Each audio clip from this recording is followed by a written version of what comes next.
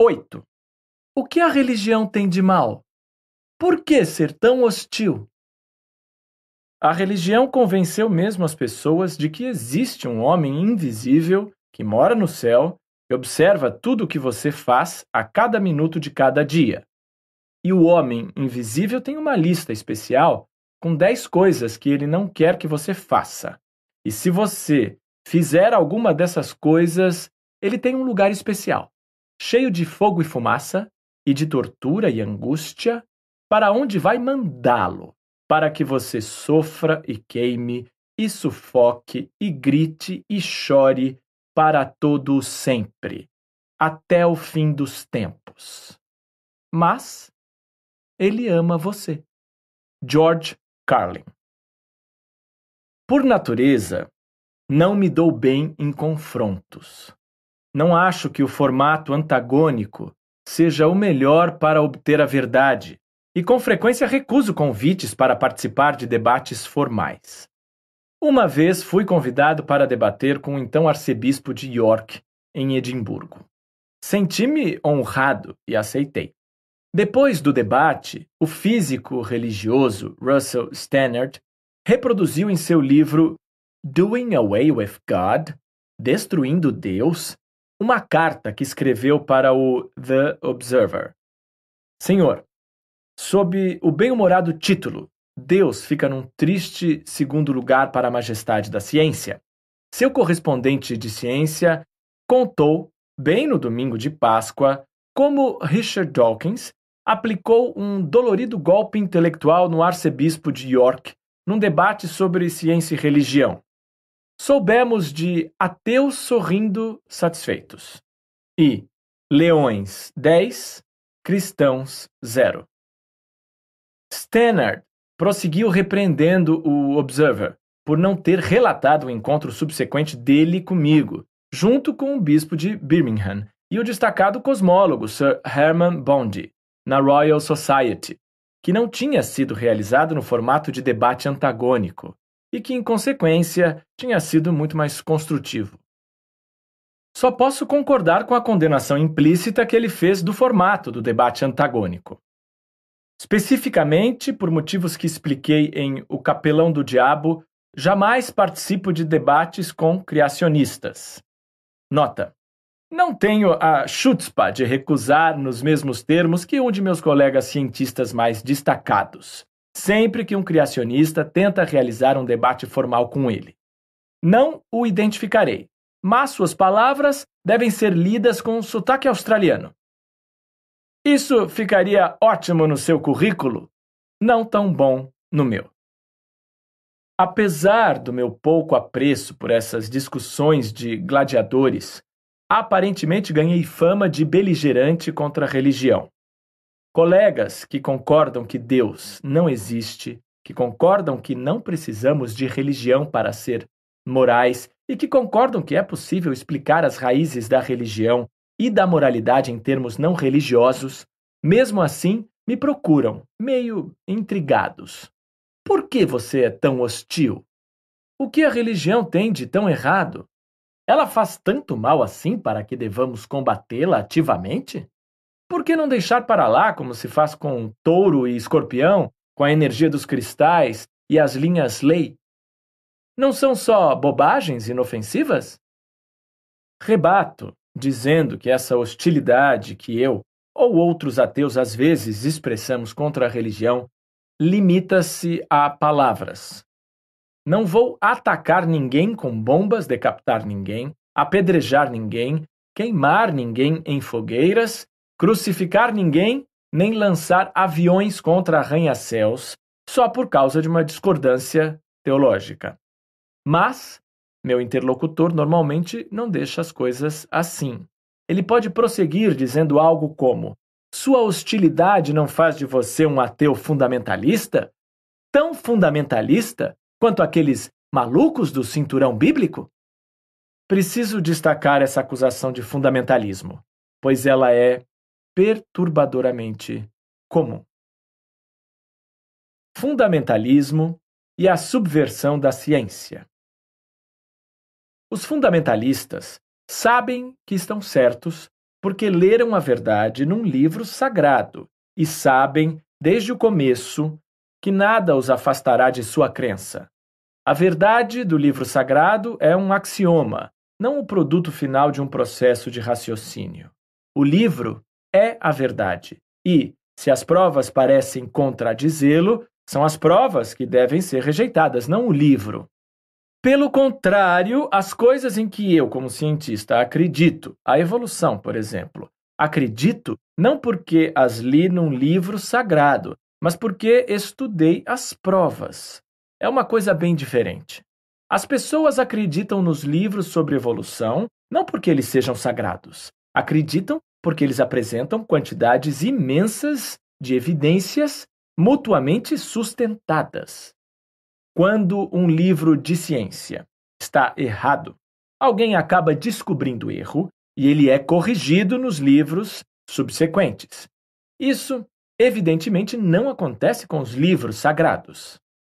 Os filósofos, especialmente os amadores, com um aprendizado filosófico limitado, e mais especialmente ainda aqueles contaminados pelo relativismo cultural, podem levantar nesse ponto mais uma cansativa bandeira.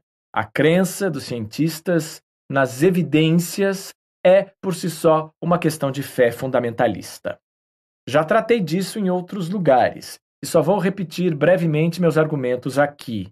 Todos nós acreditamos em evidências em nossa vida, independentemente do que professemos quando vestimos nosso uniforme de filósofos amadores. Se sou acusado de assassinato e o promotor pergunta, sério, se é verdade que eu estava em Chicago na noite do crime, não posso me safar com uma fuga filosófica. Depende do que você quer dizer com verdade. Nem com uma alegação antropológica e relativista. Só no seu sentido científico e ocidental de em é que eu estava em Chicago.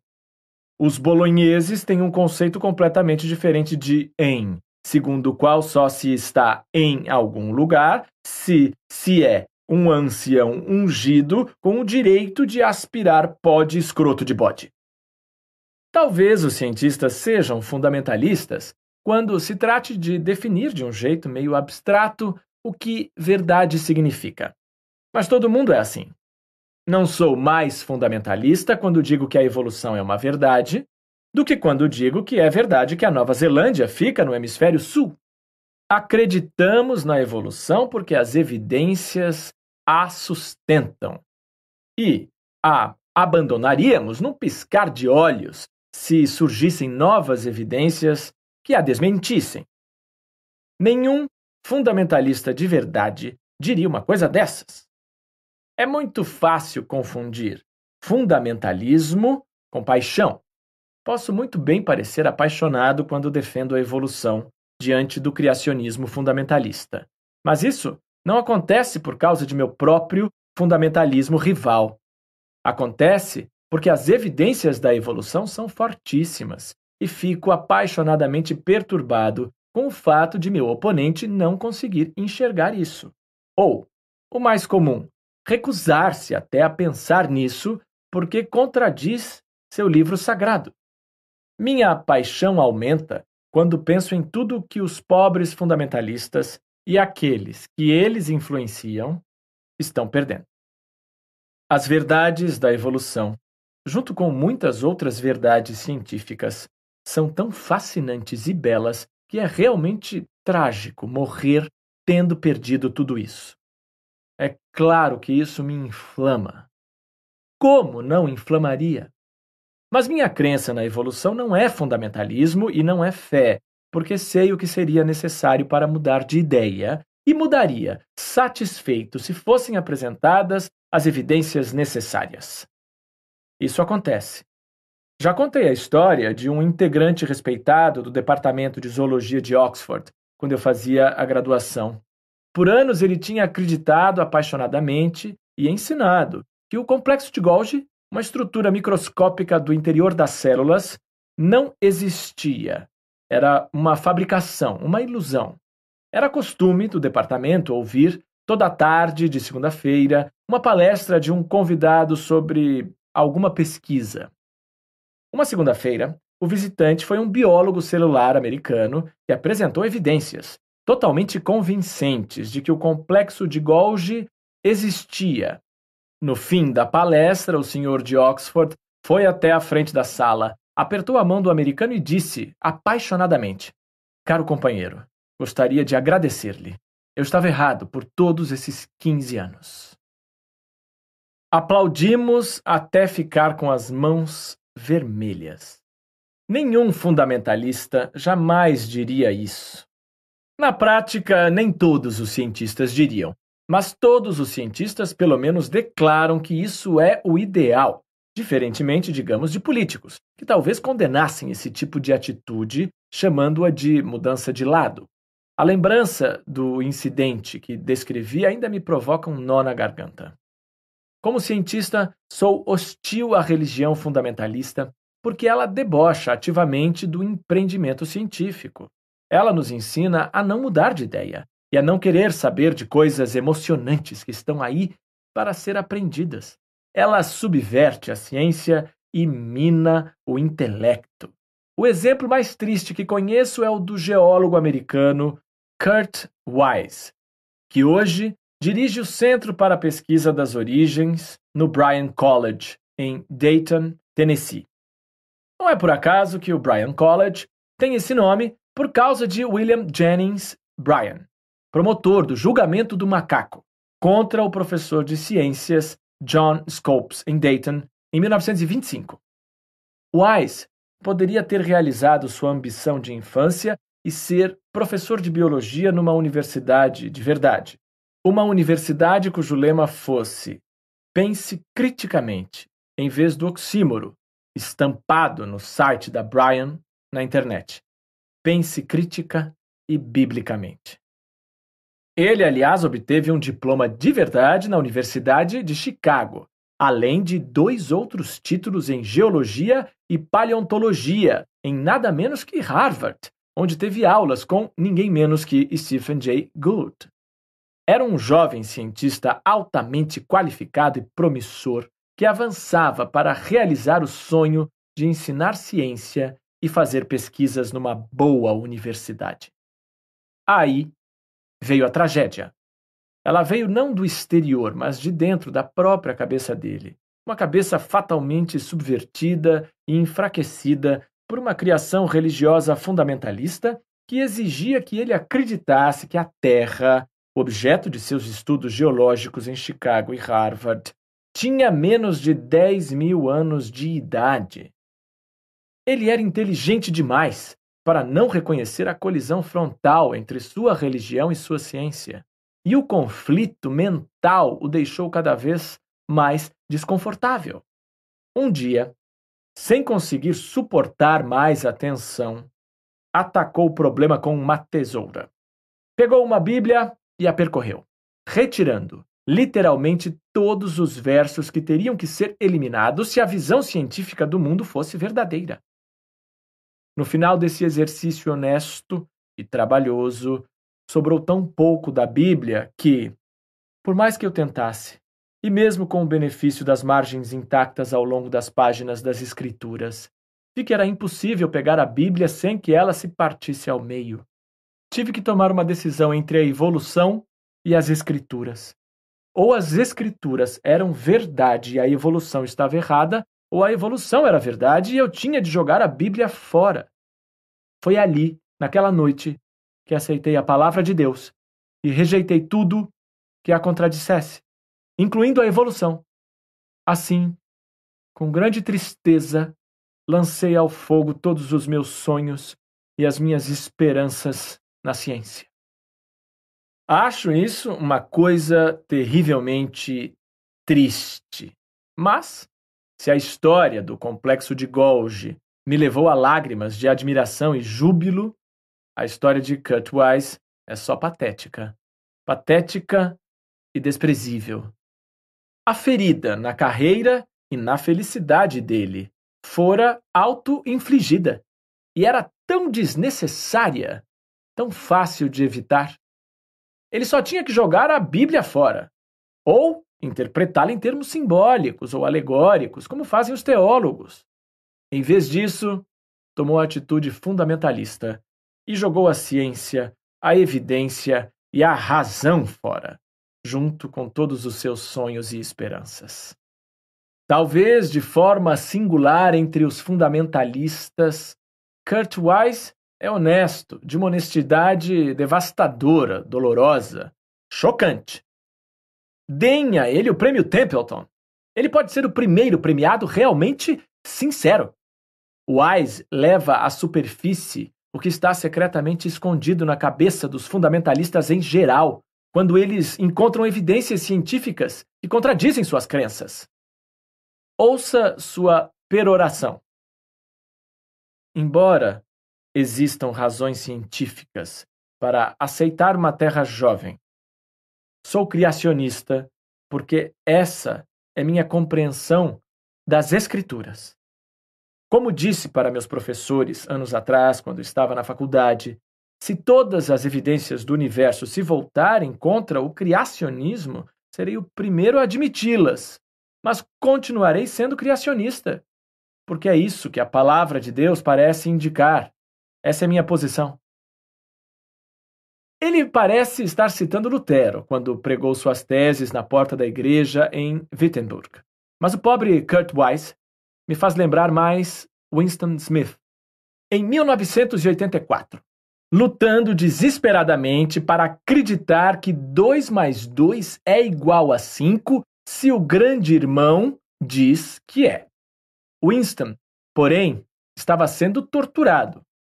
O duplo pensamento de Wise não vem do imperativo da tortura física, mas do imperativo, aparentemente tão inegável quanto, para algumas pessoas, da fé religiosa.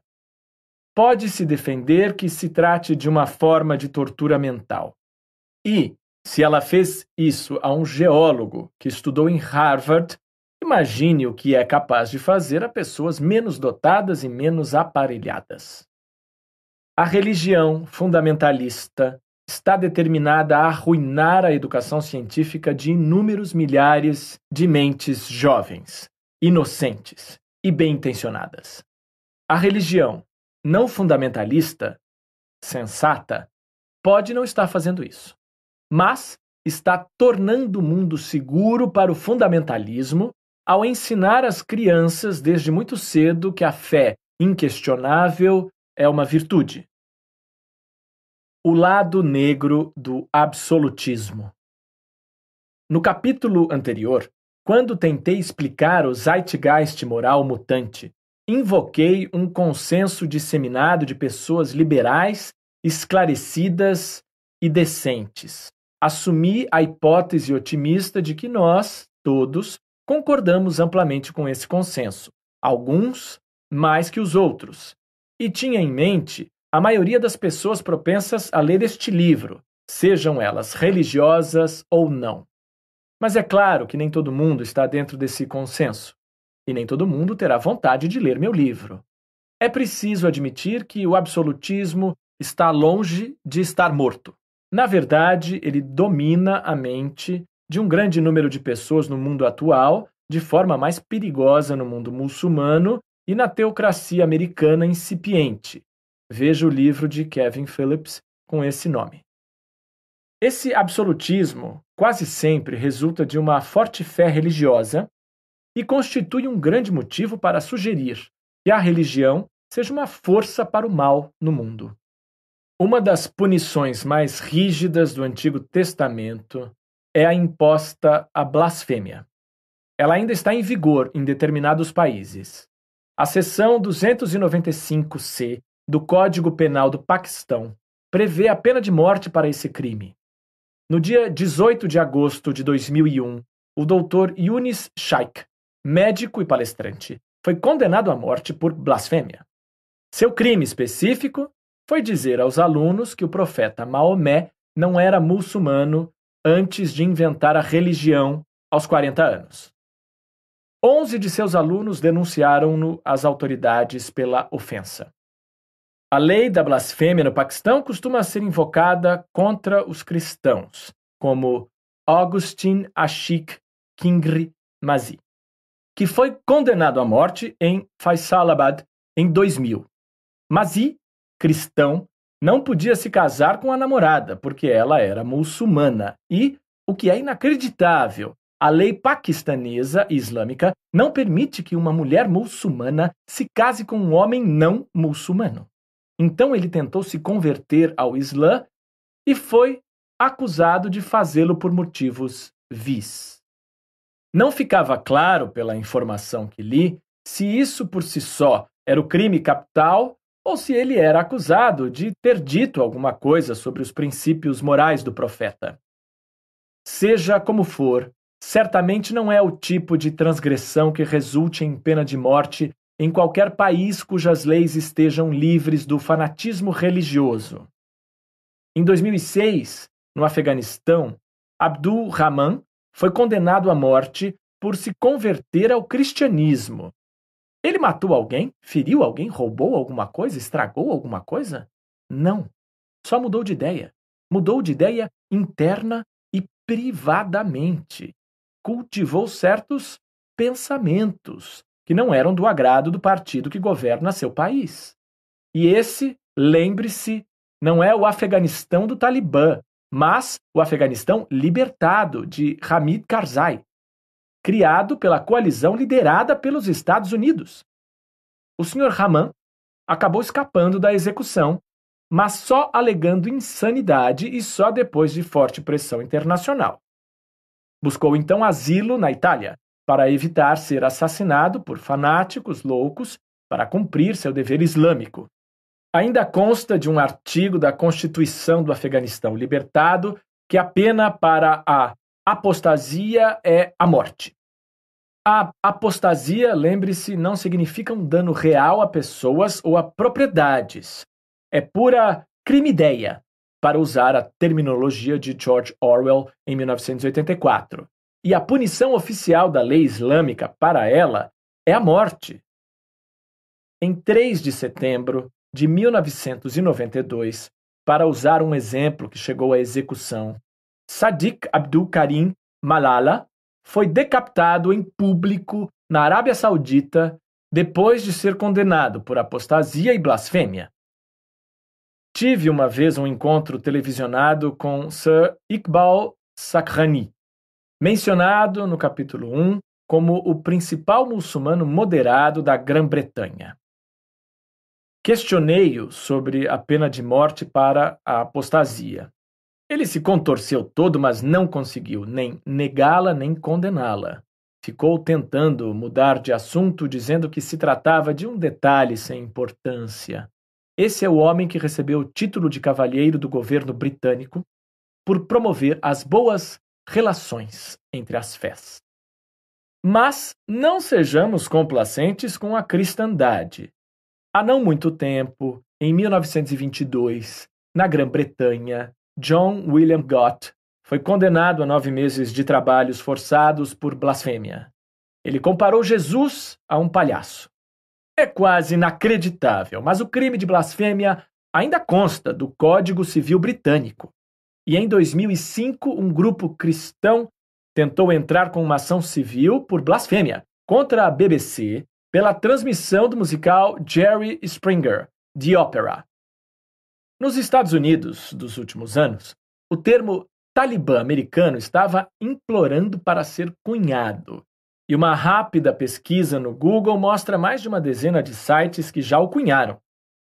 As citações que eles antologizam de líderes religiosos americanos e políticos de fé remetem de modo assustador ao fanatismo estreito, à crueldade e à repulsividade do Talibã afegão, do Ayatollah Khomeini e das autoridades wahhabistas da Arábia Saudita. A página chamada The American Taliban é uma fonte especialmente rica de citações ridículas, a começar por uma de uma tal Ann Coulter, que, segundo o que me convenceram colegas americanos, não é uma paródia inventada pelo The Onion. Deveríamos invadir seus países, matar seus líderes e convertê-los ao cristianismo. Entre outras pérolas está o congressista Bob Dornan, com "Não use a palavra gay, a não ser como sigla para já pegou AIDS?" Nota do tradutor. Got AIDS yet? O general William G. Boykin com George Bush não foi eleito pela maioria dos eleitores dos Estados Unidos. Ele foi nomeado por Deus. E uma mais antiga, mais famosa política ambiental do secretário do Interior de Ronald Reagan. Não temos de proteger o meio ambiente. O retorno de Cristo está próximo. O Talibã afegão e o Talibã americano são bons exemplos do que acontece quando as pessoas levam as escrituras a sério e em termos literais. Elas proporcionam uma reprodução moderna e apavorante de como deve ter sido a vida sob a teocracia do Antigo Testamento. The Fundamentals of Extremism, The Christian Right in America. Fundamentos do extremismo, Direitos Cristãos na América, de Kimberly Blaker, é uma exposição em forma de livro da ameaça do Talibã cristão, não sob esse nome. Fé e homossexualidade. No Afeganistão, sob o Talibã, a punição oficial para a homossexualidade era a execução, pelo método de extremo bom gosto, de enterrar a vítima viva, soterrada sob um muro. Como o crime em si é um ato privado realizado por adultos de forma consensual, sem fazer mal a ninguém, temos aqui a marca registrada do absolutismo religioso. Meu próprio país não pode se vangloriar. O comportamento homossexual privado foi uma transgressão criminosa na Grã-Bretanha até, inacreditavelmente, 1967. Em 1954, o matemático britânico Alan Turing, candidato junto com John von Neumann ao título de pai do computador, cometeu suicídio depois de ser condenado pela contravenção de manter comportamento homossexual privado. Tudo bem que Turing não tenha sido enterrado vivo debaixo de uma parede derrubada por um tanque. Ofereceram a ele a opção entre 2 anos de prisão. Dá para imaginar como os outros prisioneiros o teriam tratado? E uma série de injeções de hormônio que equivaleriam à castração química e que faria com que ele desenvolvesse seios. Sua opção final e privada foi uma maçã em que ele tinha injetado cianeto. Cabeça essencial para o desvendamento dos códigos da Enigma alemã, Turing pode ter contribuído mais para derrotar os nazistas que Eisenhower e Churchill. Graças a Turing e seus colegas do Ultra de Bletchley Park, os generais aliados nos campos de batalha recebiam, durante longos períodos da guerra, planos alemães detalhados, antes mesmo que os generais alemães tivessem tempo de implementá-los. Depois da guerra, quando a atuação de Turing já não era ultra-secreta, ele deveria ter sido condenado e celebrado como salvador de sua nação. Em vez disso, o gênio simpático, gago e excêntrico foi destruído por um crime cometido na esfera privada que não prejudicou ninguém. Mais uma vez, a marca registrada e inconfundível do moralizador da fé é preocupar-se fanaticamente com o que as outras pessoas fazem ou até pensam na esfera privada. A atitude do Talibã americano em relação à homossexualidade resume seu absolutismo religioso. Ouça o reverendo Jerry Falwell, fundador da Universidade da Liberdade. A AIDS não é só a punição de Deus contra os homossexuais.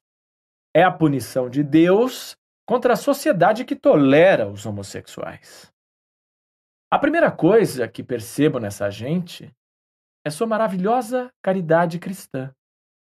Que tipo de eleitorado consegue, mandato atrás de mandato, votar num homem de um fanatismo tão mal informado como o senador republicano pela Carolina do Norte, Jesse Helms? Um homem que já disse: o The New York Times e o The Washington Post estão infestados de homossexuais. Quase todo mundo lá é homossexual ou lésbica? A resposta, imagino, é um tipo de eleitorado que enxerga a moralidade em termos religiosos estreitos e sente-se ameaçado por qualquer pessoa que não tenha a mesma fé absolutista. Já citei Pat Robertson, o fundador da Coalizão Cristã. Ele foi um sério candidato a ser o presidenciável do Partido Republicano em 1988 e reuniu mais de 3 milhões de voluntários para trabalhar em sua campanha, além de uma quantia comparável em dinheiro. Um nível de apoio inquietante, levando em consideração as seguintes declarações, totalmente típicas dele. Os homossexuais querem entrar nas igrejas e atrapalhar as cerimônias religiosas e jogar sangue por todo lado e fazer as pessoas pegarem AIDS e cuspir na cara dos pastores. O Planned Parenthood, nota do tradutor, organização não governamental de planejamento familiar, e nos Estados Unidos se destaca, entre outras coisas, por oferecer a realização de abortos. Está ensinando as crianças a fornicar, ensinando as pessoas a cometer adultério, todo tipo de bestialismo, homossexualismo, lesbianismo, tudo que a Bíblia condena. A atitude de Robertson em relação às mulheres também encheria de ternura os corações negros do Talibã afegão. Sei que isso é doloroso para as mulheres ouvirem, mas se você se casa, aceita a liderança de um homem, seu marido. Cristo é o chefe do lar e o marido é o chefe da mulher. É assim que as coisas são. Ponto final. Gary Potter, presidente da entidade Católicos pela Ação Política Cristã, tem o seguinte a dizer: quando a maioria cristã dominar este país, não haverá igrejas satânicas. Não haverá mais distribuição gratuita de pornografia. Não se falará mais nos direitos dos homossexuais. Depois que a maioria cristã assumir o controle, o pluralismo será considerado imoral e ruim e o Estado não permitirá a ninguém o direito de fazer o mal.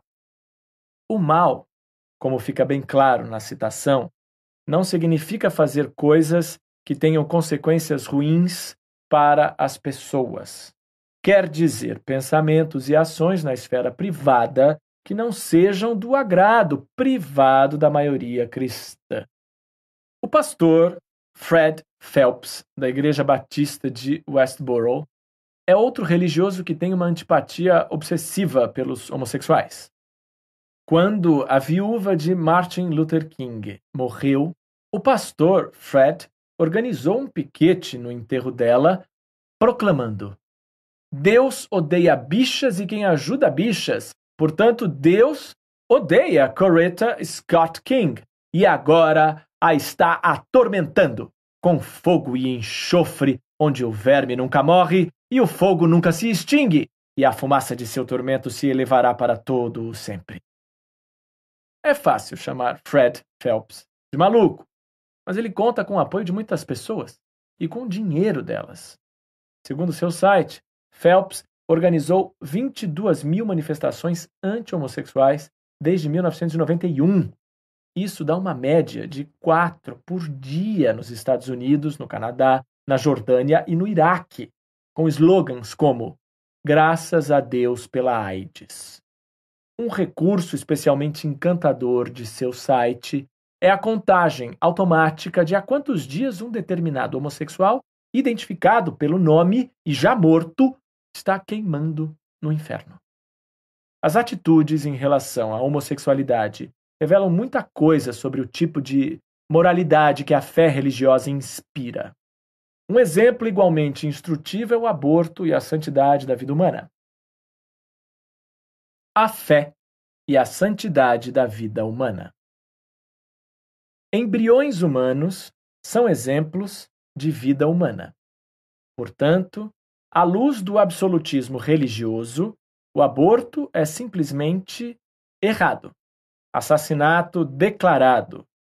Não sei bem o que fazer com minha observação, reconhecidamente anedótica, de que muitos daqueles que mais ardentemente são contra tirar a vida de um embrião também parecem ser mais entusiastas que o normal em tirar a vida de um adulto. Para ser justo, isso não se aplica como regra aos católicos apostólicos romanos, que estão entre os mais eloquentes adversários do aborto. O renascido George W. Bush, porém, é um exemplar típico da ascendência religiosa atual. Ele e eles são defensores implacáveis da vida humana desde que seja vida embrionária ou de doentes terminais, a ponto até de impedir pesquisas médicas que certamente salvariam muitas vidas. A base óbvia para combater a pena de morte é o respeito pela vida humana. Desde 1976, quando a Suprema Corte derrubou a proibição da pena de morte, o Texas foi o responsável por mais de 1/3 de todas as execuções de todos os 50 estados da União. E Bush presidiu mais execuções no Texas que qualquer outro governador da história do estado, chegando a uma média de uma morte a cada 9 dias. Talvez ele estivesse apenas cumprindo seu dever e executando as leis do estado.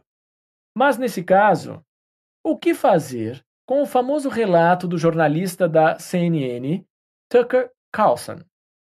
Carlson, que apoia pessoalmente a pena de morte, ficou chocado com a imitação humorística feita por Bush de uma prisioneira no corredor da morte, implorando ao governador que a execução fosse suspensa.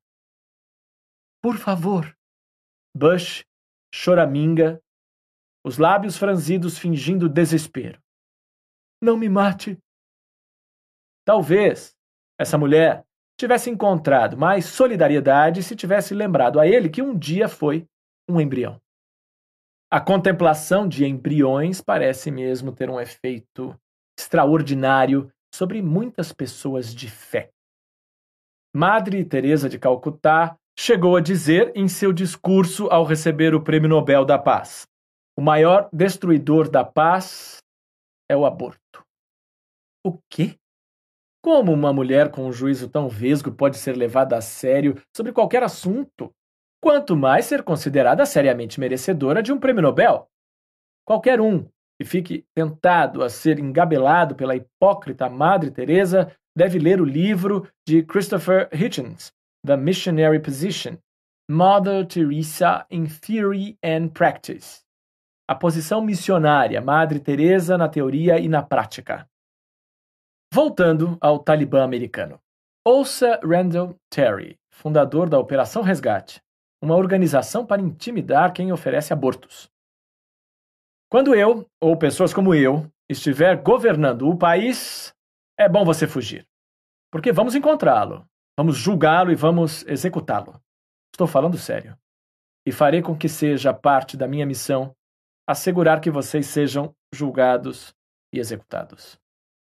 Terry estava se referindo a médicos que realizam abortos, e sua inspiração cristã é claramente demonstrada por outras declarações. Quero que você se deixe lavar por uma onda de intolerância. Quero que você deixe uma onda de ódio lavá-lo. Sim, o ódio é bom. Nosso objetivo é uma nação cristã. Temos um dever bíblico, somos chamados por Deus a conquistar este país. Não queremos tempos iguais. Não queremos pluralismo. Nosso objetivo tem que ser simples. Precisamos de uma nação cristã construída na lei de Deus, nos 10 mandamentos, sem pedidos de desculpa. Essa ambição de obter o que só pode ser classificado como um Estado fascista cristão é bem típica do Talibã americano. É quase uma reprodução perfeita do Estado fascista islâmico buscado tão ardentemente por tanta gente em outras partes do mundo. Randall Terry não tem poder político. Ainda. Mas nenhum observador do cenário político americano no momento em que escrevo, 2006, pode se dar ao luxo de ser otimista. Alguém que seja consequencialista ou utilitarista provavelmente abordará a questão do aborto de uma forma bem diferente, tentando avaliar o sofrimento. O embrião sofre? Presume-se que não. Se o aborto for realizado antes que ele tenha um sistema nervoso, e mesmo que já tenha um sistema nervoso, ele certamente sofre menos que, digamos, um boi adulto no matadouro. A grávida, ou a família dela, sofre se não realizar o aborto? É muito possível. E, de qualquer maneira, como o embrião não possui um sistema nervoso, o sistema nervoso desenvolvido da mãe não deveria ter preferência? Não pretendo negar que um consequencialista possa ter fundamentos para ser contra o aborto. Argumentos do tipo bola de neve podem ser representados por consequencialistas, mas eu não faria isso nesse caso.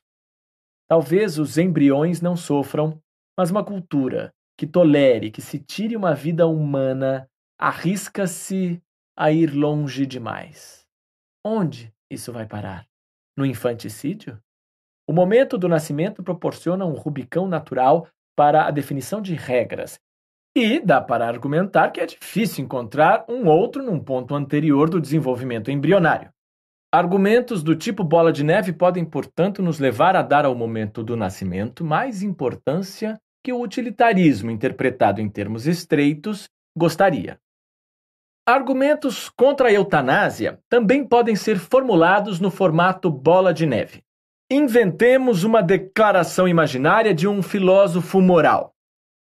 Se permitir que os médicos acabem com a agonia dos doentes terminais, logo todo mundo estará despachando a vovó para ficar com o dinheiro dela. Nós, filósofos, podemos ter superado o absolutismo, mas a sociedade precisa da disciplina de regras absolutas, como não matarás, senão ela não sabe quando parar. Sob certas circunstâncias, o absolutismo pode, pelas razões erradas no momento longe do ideal, ter consequências melhores que o consequencialismo ingênuo. Nós, filósofos, podemos ter dificuldade para proibir que se comam pessoas mortas e não reclamadas, mendigos atropelados, por exemplo. Mas, por causa da bola de neve, o tabu absolutista contra o canibalismo é valioso demais para ser perdido. Argumentos do tipo bola de neve podem ser encarados como uma maneira pela qual os consequencialistas reimportam uma forma de absolutismo indireto. Mas os oponentes religiosos do aborto não estão nem aí para a bola de neve. Para eles, a questão é muito mais simples. Um embrião é um bebê. Matá-lo é assassinato e ponto. Assunto encerrado. Muita coisa decorre dessa posição absolutista. Para começar, as pesquisas com células-tronco embrionárias precisam acabar, apesar de seu enorme potencial para a medicina, porque elas envolvem a morte de células embrionárias. A incoerência fica evidente quando lembramos que a sociedade já aceita a FIV, fertilização in vitro, na qual os médicos, rotineiramente, estimulam as mulheres a produzir mais óvulos, que serão fertilizados fora do corpo. Mais de uma dezena de zigotos podem ser produzidos, dos quais 2 ou 3 são implantados no útero.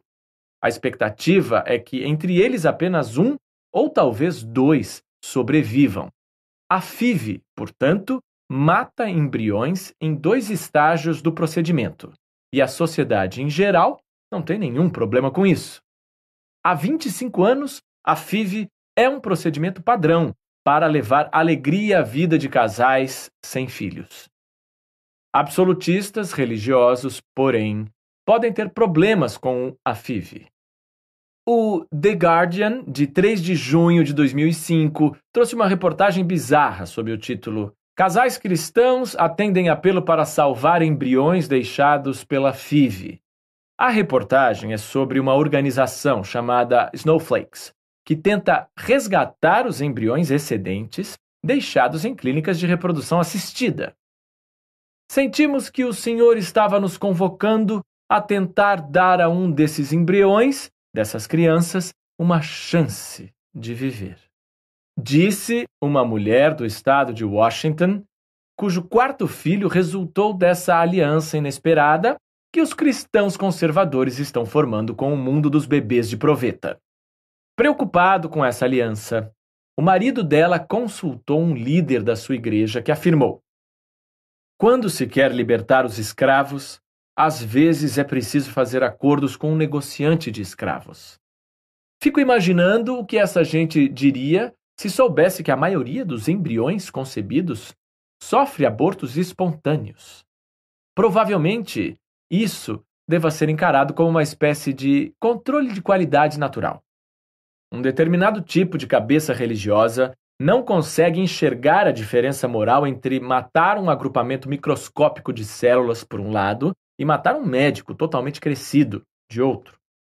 Já citei Randall Terry e a Operação Resgate. Mark Juergensmeyer, em seu assustador livro Terror in the Mind of God, Terror na Mente de Deus, traz uma foto do reverendo Michael Bray com seu amigo, o reverendo Paul Hill, segurando uma faixa com os dizeres: "É errado conter o assassinato de bebês inocentes?" Os dois têm a aparência de jovens agradáveis e bem preparados, com um sorriso contagiante, roupas casuais e bonitas, o exato contrário de lunáticos abobalhados. Mesmo assim, ele e seus amigos do Exército de Deus, Army of God, AOG, resolveram incendiar clínicas de aborto e não faziam segredo de seu desejo de matar os médicos. No dia 29 de julho de 1994, Paul Hill pegou uma espingarda e matou o Dr. John Britton e o segurança dele, James Barrett, na frente da clínica de Britton, em Pensacola, na Flórida. Em seguida, se entregou à polícia, dizendo que tinha matado o médico para impedir a morte futura de bebês inocentes. Michael Bray defende esse tipo de ação de forma articulada e com toda a aparência de um fim moral elevado, como descobri quando o entrevistei num parque público de Colorado Springs, para meu documentário sobre a religião para a televisão. Nota: os ativistas que fazem ameaças de violência contra cientistas que usam animais em pesquisas médicas alegariam fins morais igualmente elevados. Antes de chegar à pergunta sobre o aborto, obtive uma medida da moralidade de Bray, baseada na Bíblia, fazendo a ele algumas perguntas preliminares. Lembrei que a lei bíblica condena os adúlteros à morte por apedrejamento. Minha expectativa era que ele desaprovasse esse exemplo específico, classificando-o como obviamente inaceitável, mas ele me surpreendeu. Afirmou tranquilamente que, depois de passar pelo devido processo legal, os adúlteros deveriam ser executados. Lembrei então que Paul Hill, com o total apoio de Bray, não havia seguido o devido processo legal, e sim feito justiça com as próprias mãos e matado um médico. Bray defendeu a atitude de seu colega religioso nos mesmos termos que tinha defendido quando Juergensmeyer o entrevistara, fazendo uma distinção entre o assassinato punitivo, de um médico aposentado, por exemplo, e o assassinato de um médico praticante como forma de impedir que ele mate bebês regularmente. Então, disse a ele que, embora as crenças de Paul Hill, sem dúvida, fossem sinceras, a sociedade cairia numa anarquia terrível se todo mundo invocasse uma convicção pessoal para fazer justiça com as próprias mãos, em vez de seguir as leis locais. Não seria o caminho correto tentar mudar a lei democraticamente? Bray respondeu: bem, esse é o problema quando não se tem leis que sejam leis autênticas, quando se tem leis que são inventadas na hora, por capricho, como já vimos no caso da chamada Lei do Direito do Aborto, que foi imposta às pessoas por juízes. Entramos então numa discussão sobre a Constituição americana e a origem das leis.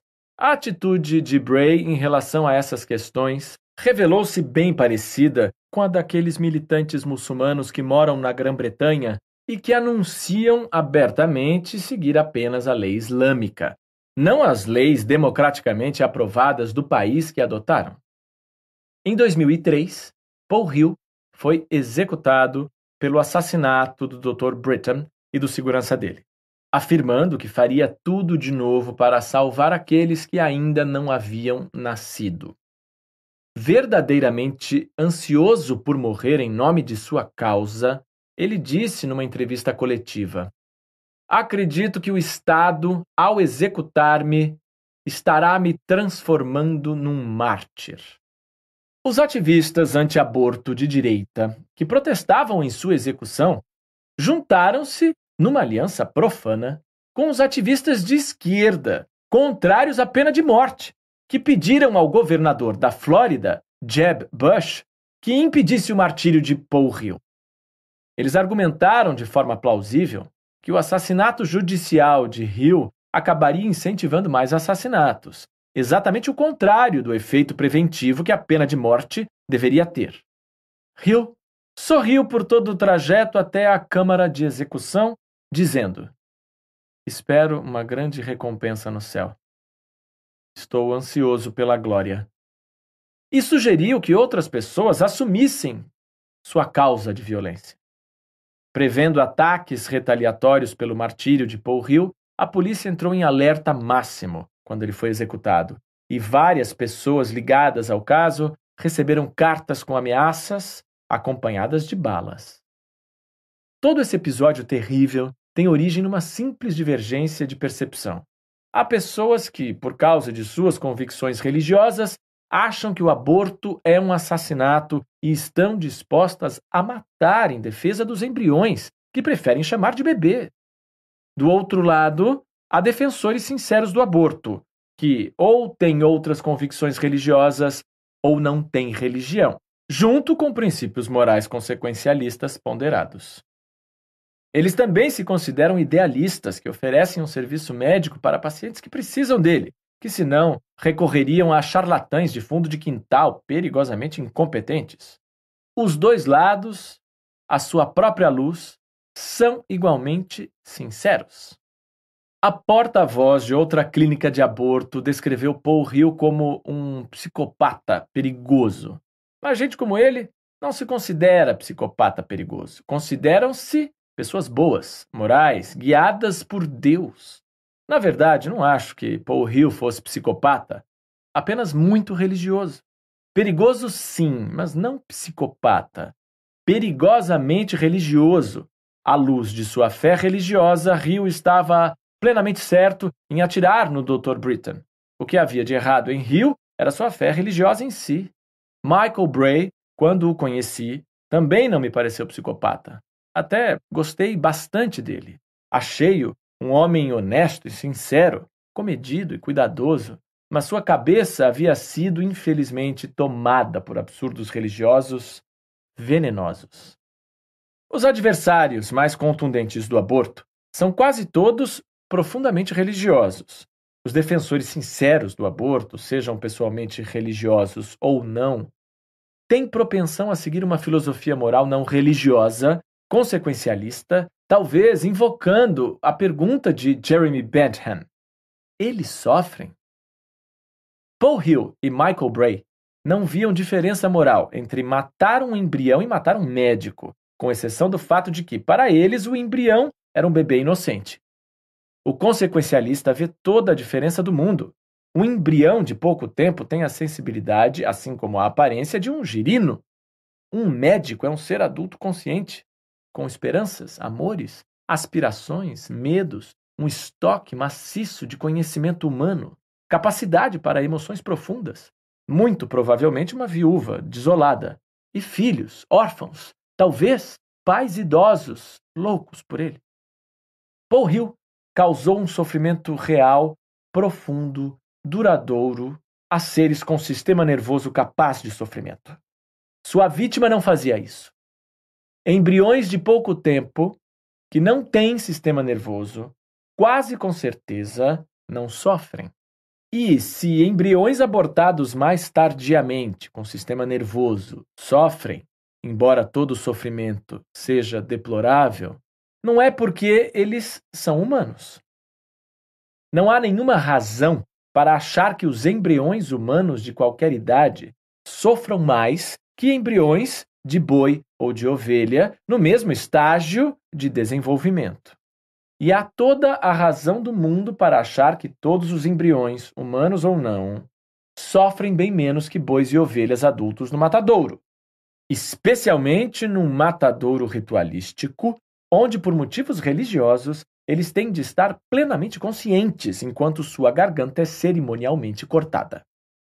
O sofrimento é difícil de medir e os detalhes podem ser motivo de debates, mas isso não afeta a minha tese principal, que diz respeito à diferença entre a filosofia consequencialista laica e a moral religiosa e absoluta. Nota: isso, é claro, não esgota todas as possibilidades. Uma maioria significativa dos cristãos americanos não assume uma atitude absolutista em relação ao aborto e é a favor do direito de escolha. Veja, por exemplo, a Coalizão Religiosa pela Escolha Reprodutiva em www.rcrc.org. Uma escola de pensamento preocupa-se em saber se os embriões sofrem. A outra preocupa-se em saber se eles são humanos. É possível ouvir moralistas religiosos debatendo dúvidas como: quando o embrião em desenvolvimento se torna uma pessoa, um ser humano? Moralistas laicos tendem a perguntar: não importa se ele é ou não humano? E o que isso significa para um pequeno conjunto de células? Em que idade um embrião em desenvolvimento de qualquer espécie se torna capaz de sofrer? A grande falácia Beethoven. O próximo movimento dos ativistas anti-aborto no xadrez verbal normalmente é como descrevo a seguir. A questão não é se o embrião humano é ou não capaz de sofrer no presente. A questão está em seu potencial.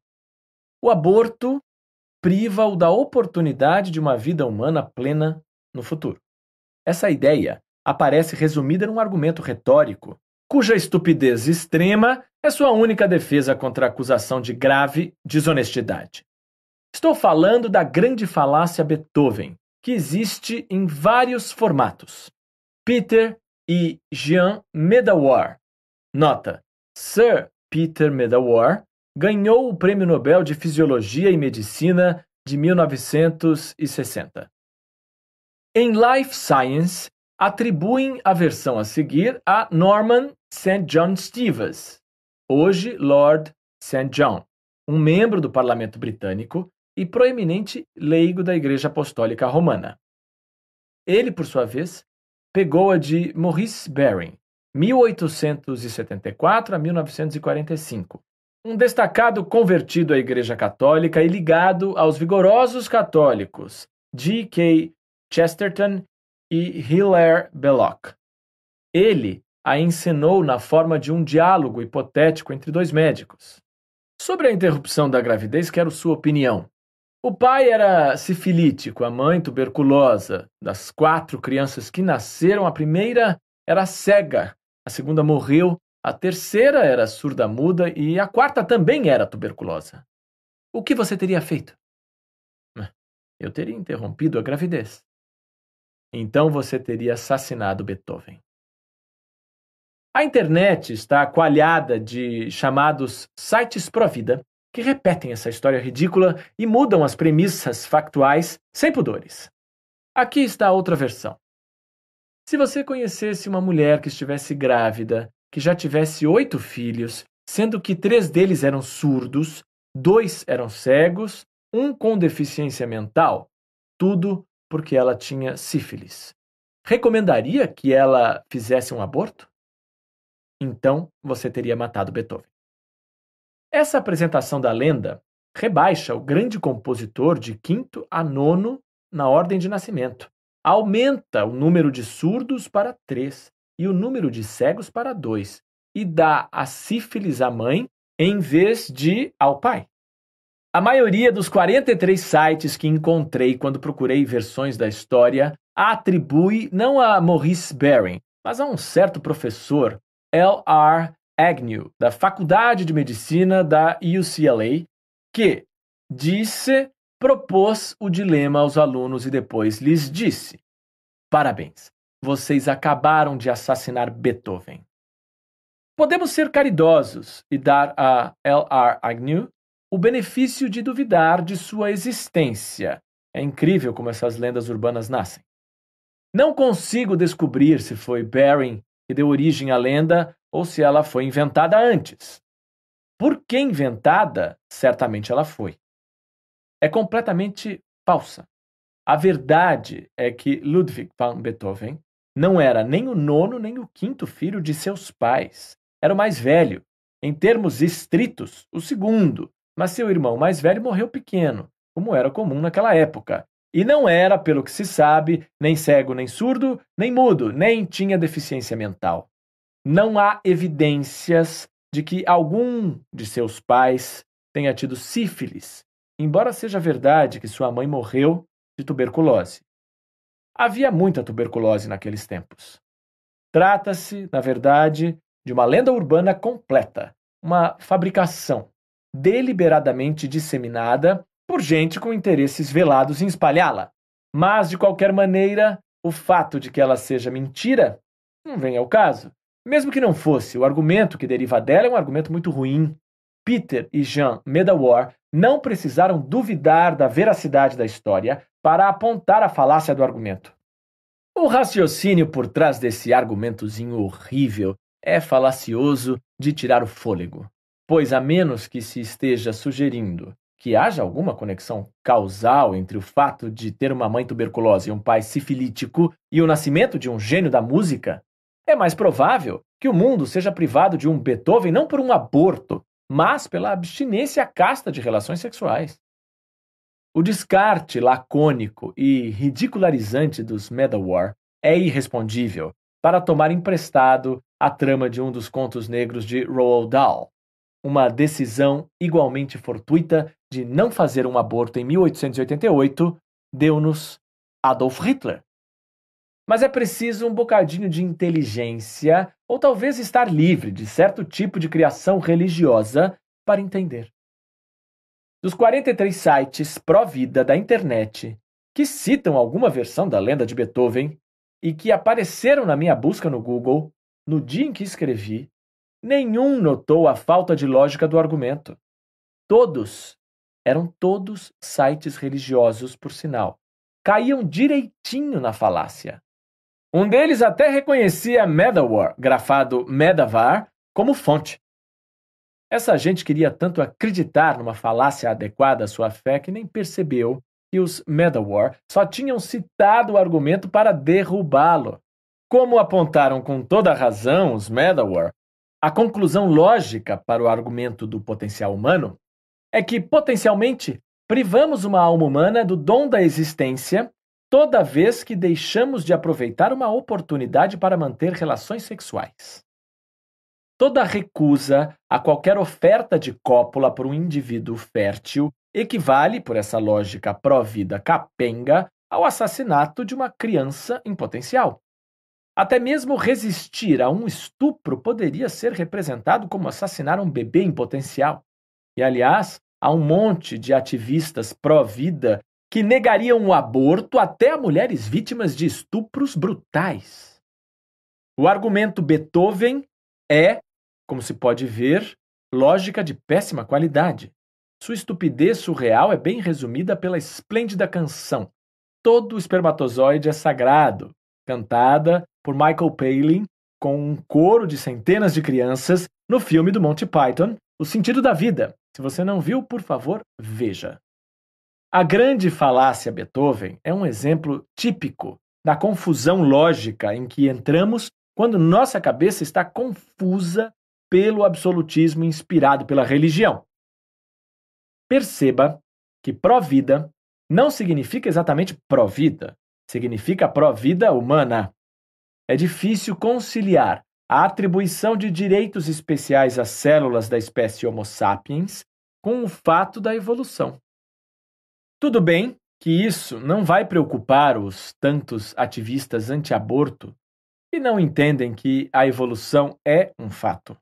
Mas deixe-me descrever brevemente o argumento para os ativistas anti-aborto que possam ser menos ignorantes em relação à ciência. A tese evolutiva é muito simples. A humanidade das células de um embrião não tem como conferir a ele nenhum status moral absolutamente descontínuo. Não tem como, por causa de nossa continuidade evolutiva em relação aos chimpanzés e de forma mais distante com todas as espécies do planeta. Para enxergar isso, imagine que uma espécie intermediária, o Australopithecus afarensis, por exemplo, tivesse conseguido sobreviver e fosse descoberta numa área remota da África. Essas criaturas contariam como humanas ou não? Para um consequencialista como eu, a questão não merece resposta, pois não me diz nada. Basta que ficássemos fascinados e honrados por conhecer uma nova Lucy. O absolutista, por outro lado, precisa responder à pergunta para aplicar o princípio moral de garantir aos seres humanos um status único e especial, porque eles são humanos. No extremo, eles teriam que criar tribunais, como aqueles da África do Sul no apartheid, para decidir se um indivíduo específico deveria ou não passar como humano. Mesmo que se tente dar uma resposta clara para o Australopithecus, a continuidade gradativa, que é característica inescapável da evolução biológica, diz-nos que tem de haver algum intermediário que fique suficientemente perto do limite a ponto de obscurecer o princípio moral e destruir seu absolutismo. Um jeito melhor de dizer isso é afirmando que não há limites naturais na evolução. A ilusão de um limite é criada pelo fato de que, por acaso, os intermediários evolutivos estão extintos. É claro que se pode argumentar que os homens têm uma capacidade maior para o sofrimento, por exemplo, que outras espécies. Isso pode muito bem ser verdade, e é legítimo que demos aos seres humanos um status especial por isso. Mas a continuidade evolutiva mostra que não há distinção absoluta. O fato da evolução derruba de forma devastadora a discriminação moral absolutista. O incômodo causado pela consciência desse fato pode, aliás, estar por trás de um dos motivos dos criacionistas para ser contra a evolução. Eles temem suas consequências morais. Estão errados, mas em todo caso é muito estranho pensar que uma verdade sobre o mundo real possa ser invertida devido a considerações sobre o que seria moralmente desejável. Como a moderação na fé alimenta o fanatismo? Quando ilustrei o lado negro do absolutismo, mencionei os cristãos que jogam bombas em clínicas de aborto nos Estados Unidos e o Talibã no Afeganistão, cuja lista de crueldades, especialmente contra mulheres, considero dolorosa demais para descrever. Poderia ter ampliado o espectro e mencionado o Irã sob os ayatolás ou a Arábia Saudita sob os príncipes Saud, onde as mulheres não podem dirigir e vêm-se com problemas só de sair de casa sem um parente do sexo masculino, que pode, numa concessão generosa, ser uma criança. Veja Price of Honor, Preço da Honra, de Ian Goodwin, para uma exposição devastadora sobre o tratamento das mulheres na Arábia Saudita e em outras teocracias da atualidade. Johan Hari, um dos colunistas mais vigorosos do The Independent de Londres, escreveu um artigo cujo título é autoexplicativo. A melhor maneira de minar os jihadistas é deflagrar uma rebelião entre as mulheres muçulmanas. Ou trocando para o cristianismo, eu poderia ter citado aqueles cristãos americanos do arrebatamento, cuja poderosa influência sobre a política americana no Oriente Médio é governada por sua crença bíblica no fato de que Israel tem um direito garantido por Deus a todas as terras da Palestina. Alguns cristãos do arrebatamento vão mais além e chegam a torcer por uma guerra nuclear porque a interpretam como o Armagedon, que, de acordo com sua bizarra, mas perturbadoramente comum interpretação do livro do Apocalipse, apressará a volta de Cristo. Não consigo fazer nada melhor que o aterrorizante comentário de Sam Harris em seu Carta a uma Nação Cristã. Não é, portanto, exagero dizer que se a cidade de Nova York de repente fosse substituída por uma bola de fogo, uma porcentagem significativa da população americana veria um lado bom no cogumelo de fumaça que se formaria em seguida, já que ele lhes sugeriria que a melhor coisa que pode acontecer está prestes a acontecer: o retorno de Cristo.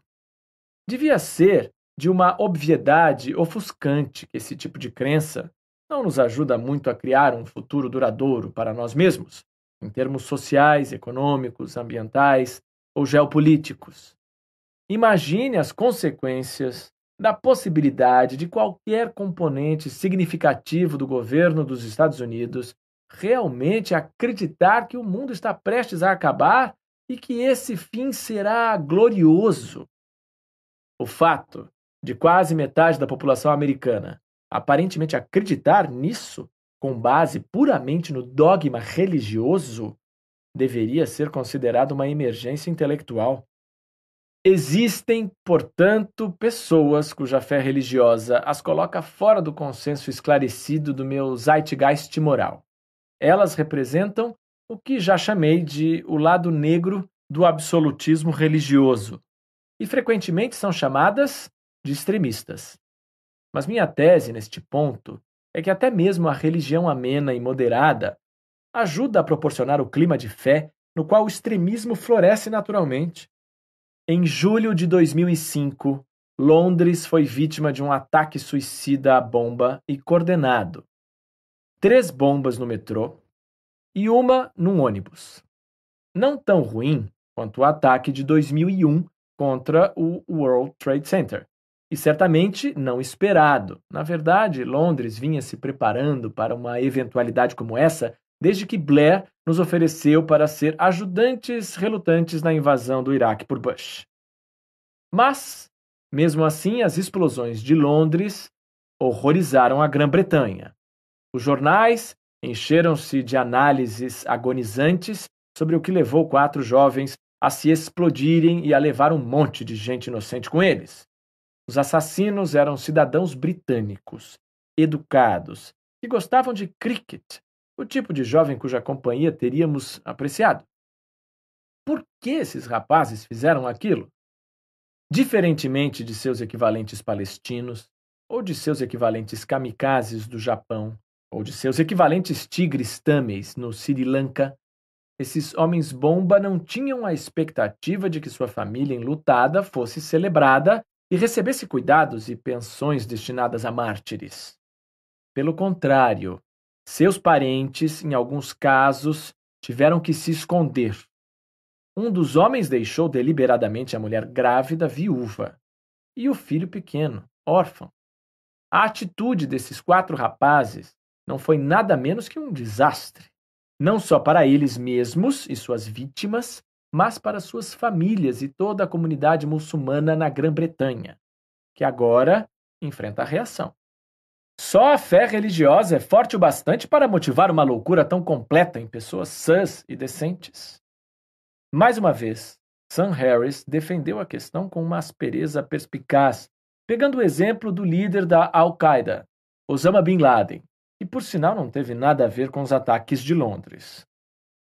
Por que alguém queria destruir o World Trade Center e todo mundo dentro dele? Chamar Bin Laden de mau é fugir da responsabilidade de dar uma resposta adequada à pergunta tão importante. A resposta para essa pergunta é óbvia, no mínimo por ela ter sido pacientemente articulada ad nauseam pelo próprio Bin Laden. A resposta é que homens como Bin Laden realmente acreditam no que dizem acreditar. Eles acreditam na veracidade literal do Corão. Por que 19 homens cultos de classe média trocaram sua vida neste mundo pelo privilégio de matar milhares de nossos vizinhos? Porque acreditavam que iriam direto para o paraíso por fazê-lo. É raro encontrar o comportamento de seres humanos tão completa e satisfatoriamente explicado. Por que temos tanta relutância em aceitar essa explicação? A respeitada jornalista Muriel Gray, num texto no Herald, de Glasgow, de 24 de julho de 2005, defendeu uma tese parecida, nesse caso referindo-se aos ataques de Londres. Todo mundo está sendo acusado, desde a óbvia dupla de vilões George W. Bush e Tony Blair até a inação das comunidades muçulmanas. Mas nunca foi tão claro que só há um lugar em que pôr a culpa, e ele sempre existiu. A causa de toda essa tragédia, do massacre, da violência, do terror e da ignorância, é obviamente a religião por si só. E, se parece ridículo ter de dizer uma realidade tão óbvia, o fato é que o governo e a imprensa estão se saindo muito bem em fingir que não é assim que as coisas são. Nossos políticos ocidentais evitam mencionar a palavra que começa com R. Religião. E, em vez disso, caracterizam sua batalha como uma guerra contra o terror, como se o terror fosse uma espécie de espírito ou força com vontades e razões, ou caracterizam os terroristas como pessoas motivadas pela pura maldade. Mas elas não são motivadas pelo mal. Por mais equivocadas que as consideremos, elas são motivadas como os assassinos cristãos de médicos que fazem aborto, pelo que elas entendem ser a execução correta e fiel daquilo que sua religião lhes diz. Não são psicóticos, são idealistas religiosos, que, ao seu próprio ver, são racionais. Percebem seus atos como bons, não por causa de uma idiosincrasia pessoal distorcida, e não porque tenham sido possuídos por Satã, mas porque foram ensinados desde o berço a ter uma fé total e indiscutível. Sam Harris cita um homem-bomba palestino frustrado que disse que o que o levou a matar israelenses foi o amor pelo martírio. Não queria vingança por nada, só queria ser mártir. Em 19 de novembro de 2001, a The New Yorker publicou uma entrevista feita por Nasra Hassan com outro homem-bomba frustrado, um palestino educado de 27 anos, conhecido como S. A atração do paraíso é de uma eloquência tão poética, do modo como ele é pregado por líderes e professores religiosos, que acho que merece a longa citação. Qual é a atração do martírio? Perguntei. O poder do espírito eleva-nos, enquanto o poder das coisas materiais puxa-nos para baixo, disse ele. Uma pessoa determinada ao martírio torna-se imune ao empuxo material. Nosso mentor perguntou: e se a operação fracassar? Dissemos a ele. De qualquer maneira, conseguiremos nos encontrar com o profeta e seus companheiros, oxalá. Flutuávamos, nadávamos na sensação de que estávamos prestes a entrar na eternidade. Não tínhamos dúvida. Fizemos um juramento sobre o Corão, na presença de Alá, a promessa de não vacilar. Essa promessa da Jihad chama-se Bayat al-Ridwan, com o nome do Jardim do Paraíso reservado aos profetas e aos mártires. Sei que há outras maneiras de lutar a Jihad, mas essa é a melhor de todas. Todas as operações de martírio, se feitas em nome de Alá, doem menos que uma picada de mosquito. S mostrou-me um vídeo que documentava o planejamento final da operação. Nas imagens granuladas, vi-o com outros 2 jovens engajados num diálogo ritualístico de perguntas e respostas sobre a glória do martírio. Os jovens e o mentor então se ajoelharam e colocaram a mão direita sobre o Corão. O mentor disse: vocês estão preparados? Amanhã estarão no paraíso. Se eu fosse S, ficaria tentado a dizer ao mentor: bem, nesse caso, por que você não faz o que diz? Por que não executa você a missão suicida e pega o atalho para o paraíso? Mas o que é tão difícil para nós entender é que, repetindo, já que esse ponto é muito importante, essa gente realmente acredita no que diz acreditar. A mensagem que deve ficar é que devemos pôr a culpa na religião em si, e não no extremismo religioso, como se isso fosse uma perversão horrível da religião de verdade, decente.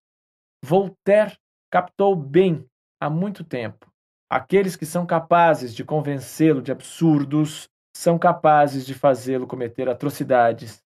Assim como Bertrand Russell. Muita gente prefere morrer a pensar. Na verdade, é isso que fazem. Se aceitarmos o princípio de que a fé religiosa deve ser respeitada simplesmente porque é fé religiosa, é difícil deixar de respeitar a fé de Osama Bin Laden e dos homens-bomba.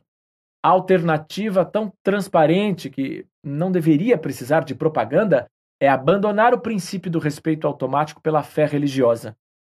Esse é um dos motivos por que faço tudo o que faço para advertir as pessoas contra a própria fé, não apenas contra a chamada fé extremista. Os ensinamentos da religião moderada, embora não sejam extremistas em si mesmos, são um convite aberto ao extremismo. Pode-se alegar que não há nada de especial na fé religiosa. O amor patriótico ao país ou a um grupo étnico também pode tornar o mundo menos seguro devido à sua própria versão de extremismo. Não pode? Sim, pode, como com os kamikazes no Japão e os tigres tâmeis no Sri Lanka. Mas a fé religiosa é um silenciador especialmente potente do cálculo racional, que normalmente parece sobrepujar todos os outros. Isso acontece principalmente, suspeito eu, por causa da promessa fácil e ilusória de que a morte não é o fim e de que o paraíso de um mártir é especialmente glorioso. Mas também acontece em parte porque ela desencoraja o questionamento, por sua própria natureza. O cristianismo, tanto quanto o islamismo, ensina às crianças que a fé sem questionamentos é uma virtude. Não é preciso defender aquilo em que se acredita. Se alguém anuncia que isso faz parte de sua fé, o resto da sociedade tem a mesma fé, ou outra fé, ou nenhuma fé, é obrigado, por um costume arraigado, a respeitar sem questionar. Respeitar até o dia em que aquilo se manifestar na forma de um massacre horrendo, como a destruição do World Trade Center ou os ataques à bomba em Londres ou Madrid. Surge então um forte coro de reprovações, enquanto clérigos e líderes de comunidades, quem os elegeu, aliás, fazem fila para explicar que esse extremismo é uma perversão da fé verdadeira. Mas como pode haver uma perversão da fé se a fé, por não ter justificativa objetiva, não tem nenhum parâmetro demonstrável para ser pervertido? Há 10 anos, Ibn Warraq, em seu excelente livro Why I Am Not a Muslim, Por que não sou muçulmano, defendeu uma tese semelhante do ponto de vista de um estudioso profundamente conhecedor do islamismo. Na verdade, um bom título alternativo para o livro de Warraq poderia ter sido O Mito do Islã Moderado, que é o título de um artigo mais recente da The Spectator, de Londres, de 30 de julho de 2005, assinado por outro estudioso, Patrick Soukhdeo, diretor do Instituto para o Estudo do Islã e do Cristianismo. A grande maioria dos muçulmanos hoje vive sua vida sem recorrer à violência, pois o Corão é como uma seleção sortida de onde se pode escolher à vontade. Se você quiser paz, encontra versos pacíficos. Se quiser guerra, encontra versos belicosos. Soukhdeo explica como os estudiosos islâmicos, para lidar com as muitas contradições que encontram no Corão, desenvolveram o princípio da anulação, segundo o qual textos posteriores invalidam trechos prévios. Infelizmente, os trechos pacíficos do Corão são, na maioria, antigos, datando do tempo de Maomé em Meca. Os versos mais beligerantes tendem a datar de mais tarde, depois de sua fuga para Medina. O resultado é que o mantra "O Islã é paz" está fora de moda há quase 1400 anos. Foi só durante cerca de 13 anos que o Islã foi paz, e nada mais que paz. Para os muçulmanos radicais de hoje, assim como para os juristas medievais que desenvolveram o Islã clássico, seria mais verdadeiro dizer o Islã é guerra. Um dos grupos islâmicos mais radicais da Grã-Bretanha, Al-Ghuraba, declarou logo após os 2 ataques de Londres: qualquer muçulmano que negue que o terror faz parte do Islã é um kafir. Um kafir é um descrente, isto é, um não muçulmano. Um termo muito ofensivo. Não seria possível que os jovens que cometeram suicídio não estivessem nem à margem da sociedade muçulmana na Grã-Bretanha, nem seguissem uma interpretação excêntrica e extremista de sua fé, mas que tenham vindo bem do coração da comunidade muçulmana e que tenham sido motivados por uma interpretação corrente do Islã? Em termos mais gerais, e isso não se aplica menos ao cristianismo que ao Islã. O que é verdadeiramente pernicioso é a prática de ensinar às crianças que a fé, por si só, é uma virtude. A fé é um mal exatamente porque não exige justificativa e não tolera nenhuma argumentação.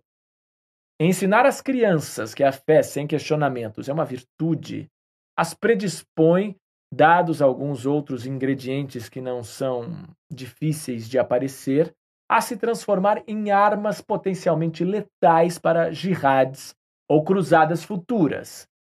Imunizado contra o medo pela promessa do paraíso dos mártires, o fiel autêntico merece um lugar de destaque na história dos armamentos, junto com o arco, o cavalo, o tanque e a bomba de fragmentação. Se as crianças fossem ensinadas a questionar e a pensar sobre suas crenças, em vez de serem ensinadas sobre a grande virtude que é a fé sem questionamentos, daria para apostar com boas chances de ganhar e não haveria homens-bomba. Os homens-bomba fazem o que fazem porque acreditam mesmo no que lhes ensinaram nas escolas religiosas, que o dever para com Deus supera todas as outras prioridades e que o martírio a serviço deles será recompensado nos jardins do paraíso. E eles aprenderam essa lição não necessariamente com extremistas fanáticos, mas com instrutores religiosos decentes, gentis, normais, que os colocaram em fileiras em suas madraçais, abaixando e levantando ritmadamente a cabecinha enquanto aprendiam cada palavra do livro sagrado, como papagaios malucos. A fé pode ser perigosíssima. Implantá-la deliberadamente na cabeça de uma criança inocente é gravemente errado. É a infância em si e a violação da infância pela religião que nos voltamos no próximo capítulo.